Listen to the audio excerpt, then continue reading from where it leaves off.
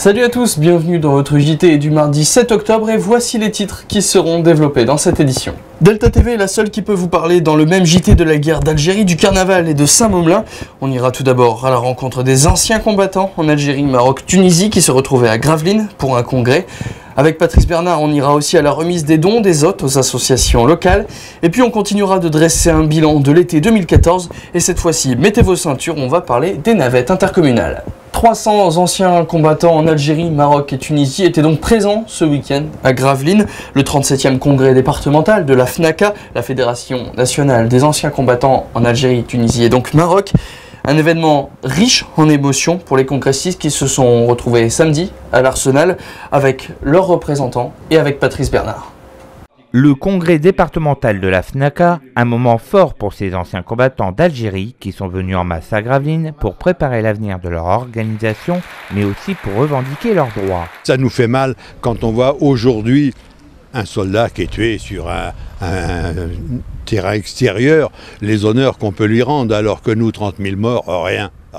On veut nous défiscaliser la retraite, c'est innommable. La guerre, c'est la guerre. Il faut laisser aux anciens combattants le droit à réparation qui leur a été accordé par Clémenceau. Pour nous, anciens combattants, on ne trouve pas les quelques centimes qu'il faut pour nous aider à vivre. C'est un scandale. Pour ces hommes qui ont été appelés à faire leur service militaire durant 24 à 28 mois en Algérie pendant la guerre, le devoir de mémoire, ce n'est pas uniquement un travail de pédagogie, c'est aussi rappeler que la guerre n'est pas une partie de plaisir. La guerre, c'est un moment où les hommes se déchirent.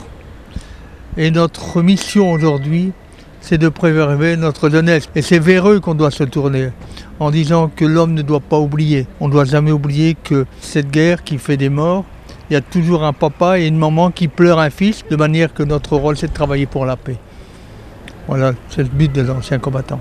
Ça laisse des blessures qui se referment jamais. Donc la guerre, c'est un vrai fléau, c'est un cancer qu'il faudrait arrêter. Ce que j'ai vécu, c'est mes deux frères aînés qui ont été en Algérie, sont revenus blessés tous les deux. Un qui est pensionné à 120-130%, la moitié grabataire, et un deuxième qui est mort des suites de ses blessures. Et puis j'ai tous les souvenirs parce que né tout de suite pendant la guerre, on a connu l'après-guerre, on a connu la souffrance, donc on a des souvenirs comme ça. Préserver la paix et faire valoir leurs droits, voilà ce que s'évertuent de faire les anciens combattants dans un monde où la paix reste fragile. Ce week-end, la tradition carnavalesque a donc amorcé son retour à Gravelines. Toujours pas de balles, toujours pas de bandes, mais les hôtes ont remis, comme chaque année, un gros chèque.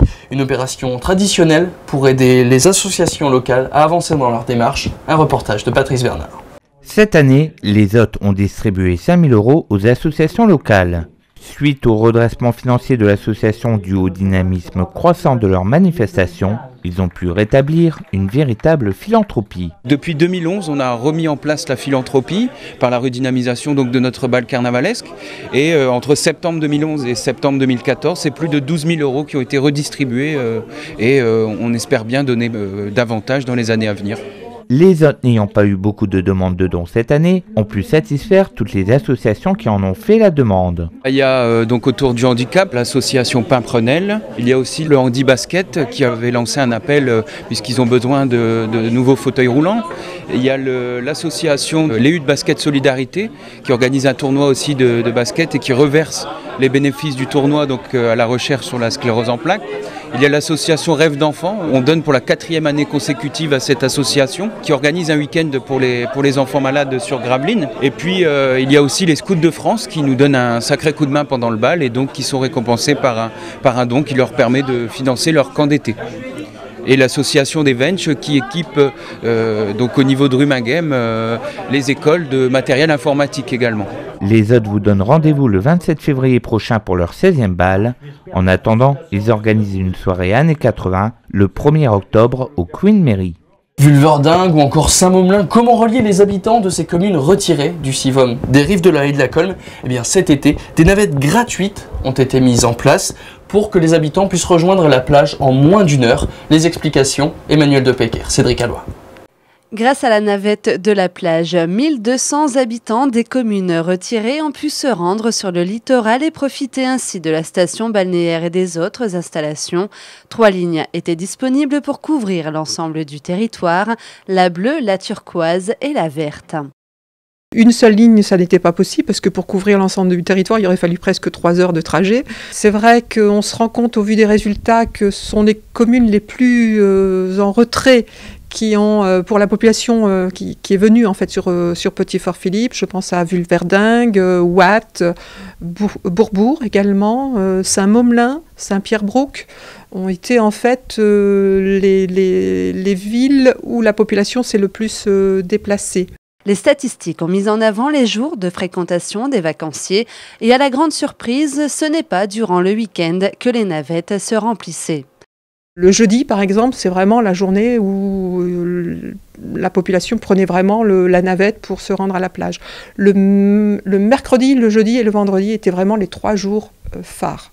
Pourquoi ? Il faut travailler aussi là-dessus, essayer de voir aussi le week-end. Alors le week-end, c'est peut-être plus la famille, mais pourquoi pas je pense quand même qu'une communication bien en amont nous permettrait de voir plus de population et plus s'étaler sur la saison.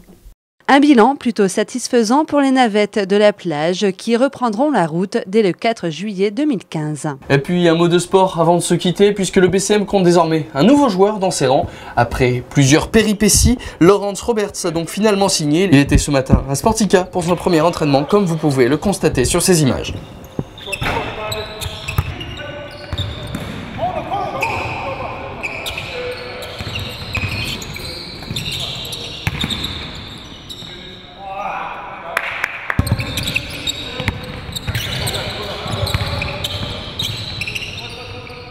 Voilà, c'est la fin de ce journal. Merci à tous de l'avoir suivi. Ne zappez pas tout de suite, vous avez rendez-vous au parc avec Patrice Bernard qui vous racontera dans son plein phare la journée Bosseron de samedi. Comment savoir que son Bosseron est bien un chien de race? Vous aurez toutes les réponses dans quelques instants.